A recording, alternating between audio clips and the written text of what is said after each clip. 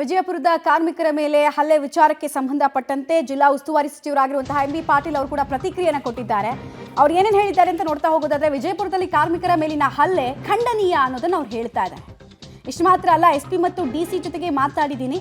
ಆರೋಪಿಗಳ ವಿರುದ್ಧ ದೂರು ದಾಖಲಾಗಿದೆ, ಬಂಧಿಸೋದಕ್ಕೆ ಸೂಕ್ತ ಕ್ರಮವನ್ನ ಕೈಗೊಳ್ತೇವೆ ಅಂತ ಎಂ ಬಿ ಪಾಟೀಲ್ ಹೇಳ್ತಾ ಇದ್ದಾರೆ. ಇನ್ನೂ ಕೈಗೊಳ್ತೀವಿ, ಮಾಡ್ತೀವಿ, ನೋಡ್ತೀವಿ ಅಂತ ಹೇಳೋದು ಸರಿನಾ ಅನ್ನೋದು ಪ್ರಶ್ನೆ.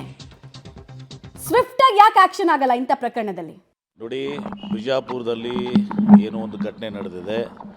ಈಗಾಗಲೇ ನಾನು ಪೊಲೀಸ್ ವರಿಷ್ಠಾಧಿಕಾರಿಗಳ ಜೊತೆ ಲಕ್ಷ್ಮಣ್ ನಿಂಬರ್ಗಿ ಅವ್ರ ಜೊತೆ ಮಾತನಾಡಿದ್ದೀನಿ.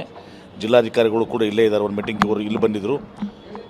ಅಲ್ಲಿ APMC ಲಿಮಿಟ್ಸ್ನಲ್ಲಿ ಅಲ್ಲಿ ಒಂದು ಬಾವಿಕಟ್ಟಿ ತಾಂಡ ಅಂತಿದೆ. ಅಲ್ಲಿ ಇಟ್ಟಂಗಿ ಬಟ್ಟೆಯಲ್ಲಿ ಕೇಮೂರ್ ರಾಠೋಡ್ ಅಂಥೇಳಿ Lambani, is SC also, Lambani SC. ಅಲ್ಲಿ 3 ಜನ ಅವರು ಕೂಡ ಶೆಲ್ ಕಾಸ್ಟ್ಗೆ ಸೇರಿದಂಥವ್ರು. ಅವ್ರ ಮೇಲೆ ಈ ರೀತಿ ಹಲ್ಲೆಯನ್ನು ಮಾಡಿದ್ದಾನೆ. SP ಅವರು ಭಾಳ ಒಂದು ಗಂಭೀರವಾಗಿ ಅದನ್ನು ತೆಗೆದುಕೊಂಡಿದ್ದಾರೆ. ಅವ್ರನ್ನೆಲ್ಲರೂ ಕೂಡ ಅರೆಸ್ಟ್ ಮಾಡಲಿಕ್ಕೆ ಒಂದು ಸಾಧನೆ ಮಾಡ್ತಾಯಿದ್ದಾರೆ. ಅದ್ರ ಜೊತೆಗೆ ಈಗಾಗಲೇ ಕೇಸನ್ನು ಬುಕ್ ಮಾಡಿದ್ದಾರೆ, 307 ಮಾಡಿದ್ದಾರೆ.